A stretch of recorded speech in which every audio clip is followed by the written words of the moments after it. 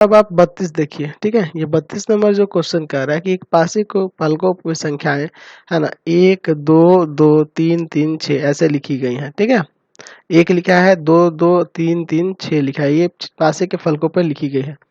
इसे 2 बार फेंका जाता है और दोनों से प्राप्त हुई संख्याओं का योग लिखा जाता है ना।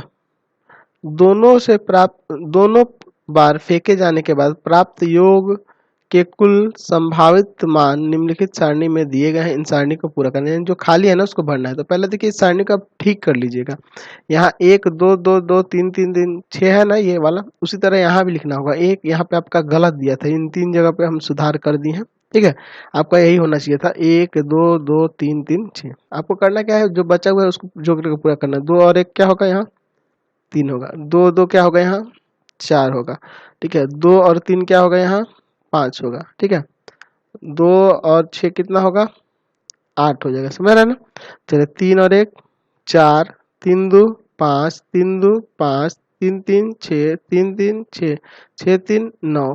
चलिए अब इसको पूरा करना है यहाँ पे। तो 3 1 कितना हो जाएगा ये 4 और 3 2 5, अच्छा 3 3 6 और 3 3 6, समझ गए। अब कह रहा है कि इनकी प्रायिकता की है ना, इसकी क्या प्रायिकता है कि कुल योग एक सम हो, यानी कि योग करने पे सम हो। तो योग देखिए इसको छोड़ देना है, ये वाला छोड़ देना है, ये तो संख्याओं को दर्शाए हैं। और यहाँ भी इसको भी संख्याओं को दर्शाया है। आपको इसमें देखना होगा किसमें, ये बचे हुए जो चार्ट में है ना, इसमें देखना है कि सम संख्या हो। तो इसमें आप फॉर्मूला तो वही लगाएंगे, यहाँ भी फॉर्मूला तो आपको पता ही है। चलिए डायरेक्ट इसमें लिख देते हैं, इसको P मान के इसकी प्रायिकता निकालते हैं।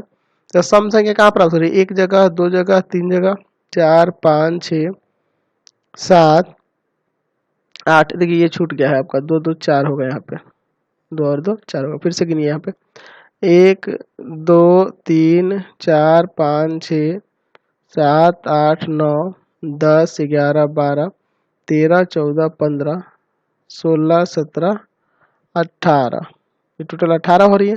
तो 18 और बट्टा में कुल संभावित परिणाम 36 हो गए ना, 36 होता है ना कुल, 18 गुना 36, यानी कि यहाँ 1 और बट्टा में यहाँ 2 आ गया, ठीक।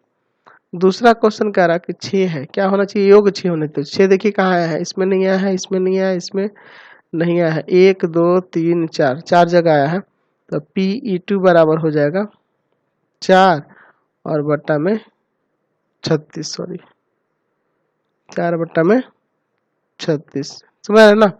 चलिए तो यहाँ से काट दीजिए तो कितना आ जाएगा 4 9 36, 1 बट्टा 9।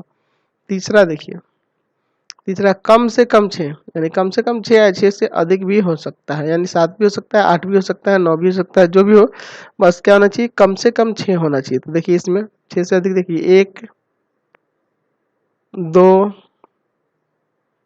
3 4 5 6 7 8 9 10 11 12 13 14 15। तो यहाँ से हो जाएगा Pe3 बराबर 15 और बट्टा में 36, 3 से काटिए 3 5 15 और 12 तिया 36, यानी कि 5 बट्टा 12 इसका आंसर आ गया, समझिए। तो फॉर्मूला इसमें लिख सकते हैं आप, ठीक है। हम बिना फॉर्मूला के डायरेक्ट बना दिए हैं। Question number